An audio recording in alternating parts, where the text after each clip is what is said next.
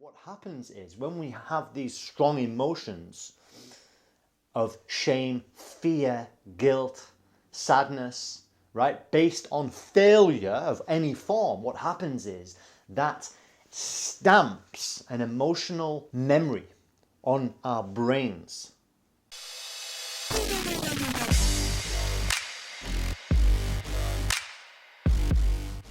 The fear of failure is something that is stopping you in your tracks. It is preventing you from moving in the direction toward your goal because you are crippled by fear. Thomas Edison, who created the incandescent light bulb amongst many, many other things, was asked by a journalist, "Mr. Edison, how does it feel to have failed so many times?" Right? Lovely journalist. And Edison replied and he said, "I have not failed 10,000 times. I have found 10,000 ways that do not work." And that's really where it's at, right? Thomas Edison has gone down in history because he didn't look at things like failure. He just looked at it like it was taking him one step closer toward his goal.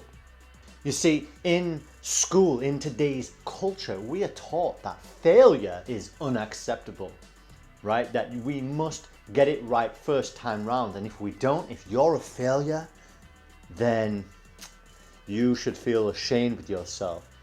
And the problem with this kind of approach to creation is that when we are told continuously that you didn't do well enough, you didn't pass the grade, you didn't do the mark, and it's not that not passing, not doing well enough is inherently the problem. It's the fact that you're told that by failing, that is unacceptable. It is something to be ashamed of.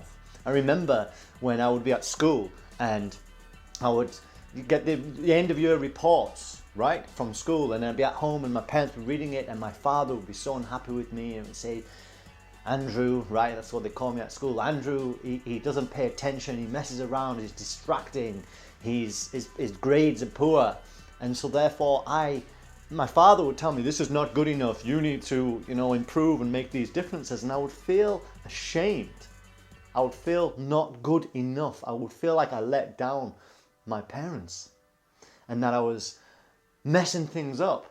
When we have these strong emotions of shame, fear, guilt, sadness, right, based on failure of any form, what happens is that stamps an emotional memory on our brains, right? Because what happens is we feel the emotion, the negative emotion, guilt, fear, shame, and that releases chemicals in the brain that create a neural pathway within the brain, a synaptic connection made of those chemicals based on that emotion.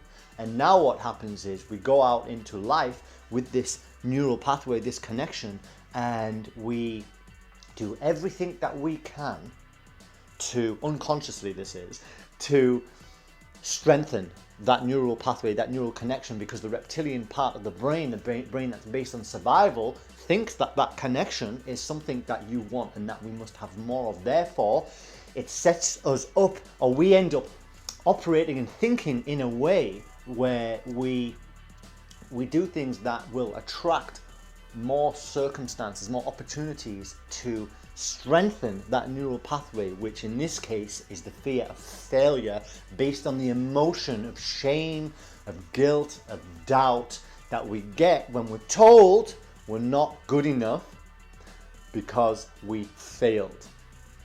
Right? You following me with this? So as a consequence, people tend to not try anything new. They don't try out new things because they're like, "I'm not good at that."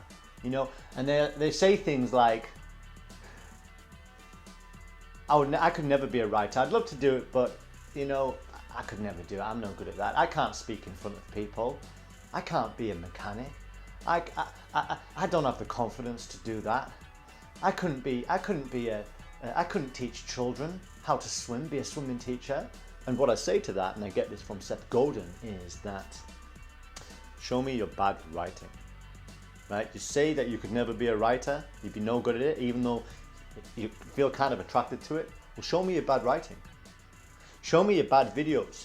You want to get on YouTube.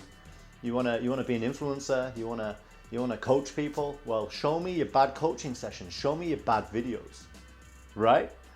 Because if you don't try, then you're not going to achieve anything ever. So if you're stifled by the fear of failure, so much so that you won't even start it, then you're already lost. You're out of this game. There is no hope for you. So the solution to the fear of failure, as you well know, is to face off with fear, right? Stare it in the eye and say, I'm going to give it a go anyway. I'm going to try anyway. And if I screw it up, if I don't do a good job, so what? Who cares, right? I'm going to go again.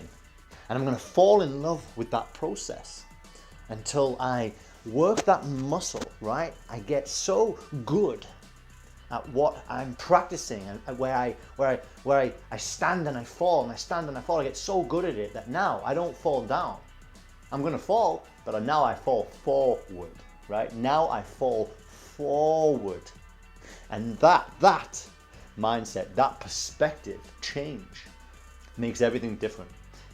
Because now we don't have a fear of falling down, collapsing and crumbling, and that's no good enough. That's this world, you must be perfect. No, I am going to fail. I am going to screw it up, but I'm going to do it whilst I'm moving forward toward whatever my goal is. If you feel that this would benefit somebody, if this resonates with you, then share it with a friend, give it a like, comment down below. Tell me, let me know where you have failed in life, but you have persevered, you've prevailed, you've been determined, and you've continued on that path. Let me know. And remember that you and I, we are connected, we are one, and we are all in this together.